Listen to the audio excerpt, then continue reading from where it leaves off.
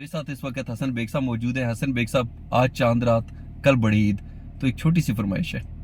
बताएं। एक आपने शेर सुनाना है और एक लतीफा सुनाना है। अच्छा वो शेर तो आपको बेशक पूरी गजल सुना देते हैं। सुनाएं प्लीज। फराज साहब की गजल है कि तुमको देखा मुझे लगता है कि ऐ अजनबी दोस्त, तू मेरी पहली मोहब्बत है, तू मेरी आखिरी दोस्त। लोग हर एक बात का अफसाना बना देते हैं, ये तो दुनिया है मेरी जान का ही दुश्मन का ही दोस्त। क्या बात है। तेरी कामत से भी लिपटी है अमर बेल कोई, मेरी चाहत को भी दुनिया की नजर खा गई दोस्त। अब भी आए हो तो एहसान तुम्हारा, लेकिन वो कयामत जो गुजरनी थी गुजर भी गई दोस्त। क्या बात है। और कहता है कि बारिश संग का मौसम है मेरे शहर में, तो बारिश संग का मौसम है मेरे शहर में, तो तू ये शीशे सा बदन लेके कहाँ आ गई दोस्त? ओए बड़ा नाजुक महबूब है। बल्कि दोस्त है। मैं उसे अहद शिकन कैसे समझ लूं जिसने, मैं उसे अहद शिकन कैसे समझ लूं जिसने आखिरी खत में लिखा था फकत आपकी दोस्त। ओए होए तो क्या बात है। किसी ने वाकई खत लिखा है। ये फराज साहब की गजल है जी। फराज साहब आपको पता है, आपने सिर्फ सुनाई है। मैंने सिर्फ सुनाई तो कोई लतीफा। और लतीफा सुनाते हैं जी। एक कोई करैक्टर ਹੁੰਦਾ है ਬੱਬਾ। ਬੱਬਾ ਬੱਬਾ ਜਿਹੜਾ ਹੈ ਨਾ ਕਿਸੇ ਮਲਟੀ ਨੈਸ਼ਨਲ ਕੰਪਨੀ ਵਿੱਚ ਜੌਬ ਹੋ ਜਾਂਦੀ ਹੈ। ਠੀਕ ਹੈ। ਉਹ ਜੌਬ ਹੋ ਜਾਂਦੀ ਹੈ ਤੇ ਫਿਰ ਉਹ ਜਦੋਂ ਵੀ ਬੌਸ ਆਂਦਾ ਹੈ ਨਾ ਤੇ ਬਾਸ ਦੇ ਨਾਲ ਹੀ ਚਿਮੜ ਜਾਂਦਾ ਹੈ, ਕਹਿੰਦਾ ਬੌਸ ਦੱਸੋ ਕੋਈ ਹੁਕਮ ਹੋਵੇ, ਕਿਸੇ ਕਿਸਮ ਦੀ ਕਿਸੇ ਦਾ ਨਾਲ ਕੰਮ ਹੋਵੇ, ਸ਼ਬਾਜ਼ ਸ਼ਰੀਫ ਸਾਹਿਬ ਨਾਲ ਹੋਵੇ, ਕੋਈ ਚੀਫ ਨਾਲ ਹੋਵੇ ਜਾਂ ਬਾਹਰ ਹੋਵੇ, ਹਾਂ ਫੀਲਡ ਮਾਰਸ਼ਲ ਸਾਹਿਬ ਨਾਲ ਹੋਵੇ। ਉਹ 2-3 ਦਫਾ ਇਸ ਤਰ੍ਹਾਂ ਵਾਕਿਆ ਹੁੰਦਾ ਹੈ ਤੇ ਉਹ ਬਾਸ ਜਿਹੜਾ ਹੈ ਨਾ ਉਹ ਤੰਗ ਆ ਜਾਂਦਾ ਹੈ। ਠੀਕ। ਉਹ ਕਹਿੰਦਾ ਹੈ ਯਾਰ ਇਹ ਕੀ ਚੀਜ਼ ਹੈ ਬੱਬਾ। ਤੇ ਇੱਕ ਦਫਾ ਉਹਨੂੰ ਕਹਿ ਦਿੰਦਾ ਹੈ, ਕਹਿੰਦਾ ਤੂੰ ਮੇਰੀ ਉਹਦੇ ਨਾਲ ਸ਼ਬਾਜ਼ ਸ਼ਰੀਫ ਨਾਲ ਗੱਲ ਕਰਾਣਾ। ਫੌਰਨ ਫੋਨ ਕੱਟਦਾ, ਟਕ ਟਕ ਟਕ, ਹੈਲੋ ਹਾਂ ਸ਼ਬਾਜ਼ ਹੈ, ਇਹ ਬਾਸ ਨਾਲ ਗੱਲ ਕਰ। ਉਹ ਤਾਂ ਵਜ਼ੀਰ ਆਜ਼ਮ ਨਾਲ ਗੱਲ ਹੋ ਜਾਂਦੀ ਹੈ। ਅੱਛਾ ਹੋ ਜਾਂਦੀ ਹੈ। ਪਹਿਲੀ ਦਫਾ ਘੰਟੀ ਜਿਹੜੀ ਹੈ ਨਾ ਉਹ ਮਤਲਬ ਉਹਦੀ ਵੱਜਦੀ। ਉਹ ਕਹਿੰਦਾ ਯਾਰ ਇਹ ਕੀ ਚੀਜ਼ ਹੈ ਬੱਬਾ, ਜਿੱਥੇ ਨੌਕਰੀ ਕਰ ਰਹੇ ਤੇ ਵਜ਼ੀਰ ਆਜ਼ਮ ਨਾਲ ਗੱਲ ਕਰਾਤੀ। ਇਸੇ ਤਰ੍ਹਾਂ ਇੱਕ ਦੋ ਹੋਰ ਵਾਕਿਏ ਹੁੰਦੇ ਨੇ।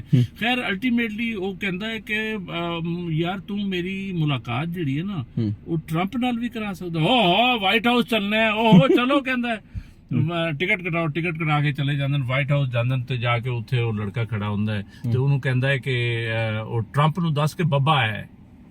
ਤੇ ਉਹ ਐਂ ਦੇਖਦਾ, ਉਹ ਕਹਿੰਦਾ ਉਹ ਯਾਰ ਤੂੰ ਕੀ ਚੀਜ਼ ਹੈ, ਉੱਥੇ ਤੇ head of state head of government ਇੰਤਜ਼ਾਰ ਕਰ ਰਹੇ ਨੇ, ਤੂੰ ਕੀ ਚੀਜ਼ ਹੈ।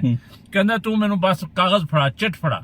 ਚਿੱਟ ਫੜਾ ਤੇ ਉਹ ਚਿੱਟ ਲਿਆਂਦਾ, ਉਹਨੂੰ ਤੇ ਲਿਖ ਕੇ ਦਿੰਦਾ, ਕਹਿੰਦਾ ਬਸ ਤੂੰ ਅੰਦਰ ਜਾ ਕੇ ਨਾ ਟਰੰਪ ਨੂੰ ਇੱਕ ਦਫਾ ਫੜਾ ਦੇ। ਠੀਕ ਹੈ। ਤੇ ਦੇਖ ਫਿਰ ਬਾਸ ਨੂੰ ਕਹਿੰਦਾ ਦੇਖਣਾ ਹੁਣ ਟਰੰਪ ਹੈ ਜੋ ਕਿਸ ਤਰ੍ਹਾਂ ਵਾਪਸ ਮੇਰੇ ਵੱਲ ਆਂਦਾ। ਤੇ ਉਹ ਜਾ ਕੇ ਆਂਦਾ ਤੇ 10 ਮਿੰਟ ਬਾਅਦ ਟਰੰਪ ਹੈ, ਹੈਲੋ ਬੱਬੇ ਆਰ ਯੂ ਫਾਈਨ।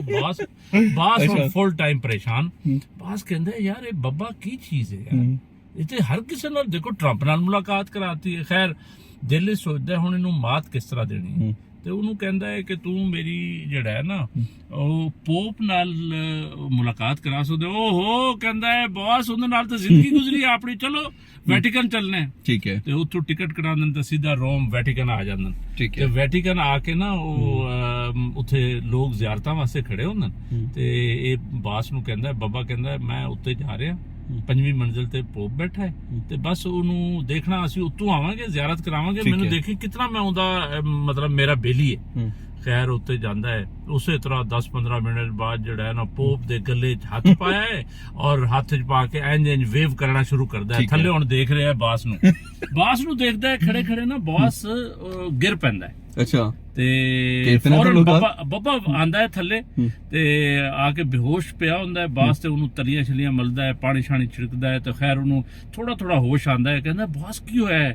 ਕਹਿੰਦਾ ਨਾ ਪੁੱਛ ਬੱਬੇ। ਕਹਿੰਦਾ ਬਾਸ ਹੋਇਆ ਕਿਉਂ ਹੈ, ਦੱਸਦੇ ਕਿਉਂ ਨਹੀਂ? ਕਹਿੰਦਾ ਉਹ ਬੱਬੇ ਯਾਰ ਜਦੋਂ ਤੂੰ ਵੇਵ ਨਹੀਂ ਸੀ ਕਰ ਰਿਹਾ ਪੋਪ ਦੇ ਨਾਲ। ਕਹਿੰਦਾ ਹਾਂ। ਤੇ ਕਹਿੰਦਾ ਇੱਕ ਬੰਦਾ ਮੇਰੇ ਕਰੀਬ ਆਇਆ ਤੇ ਮੈਨੂੰ ਕਹਿਣ ਲੱਗਾ ਇਹ ਬੱਬੇ ਦੇ ਨਾਲ ਕੌਣ ਖਲੋਤਾ ਹੈ। ਕਹਿੰਦਾ ਫਿਰ ਮੇਰੇ ਹੋਸ਼ ਜਾਂਦੇ ਰਹੇ। ਕਹਿੰਦਾ ਫਿਰ ਮੇਰੇ ਹੋਸ਼ ਨਹੀਂ ਰਹੇ। ਤੇ ਅੱਛਾ। ਬੱਬਾ ਜਿਹੜਾ ਹੈ ਨਾ ਇਹ ਸਾਫ ਸੁਥਰਾ ਲਤੀਫਾ ਤੁਹਾਨੂੰ ਸੁਣਾ ਨਹੀਂ ਨਹੀਂ ਉਹ ਤੇ ਵੈਸੇ ਮੈਨੂੰ ਤਵੱਕੋ ਨਹੀਂ ਸੀ ਸਾਫ ਸੁਥਰੇ ਦੀ ਇਹ ਜਿਹੜਾ ਤੁਹਾਡਾ ਹਲਕਾ ਬਾਬ ਹੈ ਉਹਨਾਂ ਵਿੱਚੋਂ ਕੋਈ ਇੱਕ ਨਾਂ ਜਿਹਨੂੰ ਤੁਸੀਂ ਬੱਬੇ ਨਾਲ ਤਸ਼ਬੀਹ ਦੇ ਸਕੋ ਕਿ ਇਹ ਸਾਡਾ ਬੱਬਾ ਹੈ।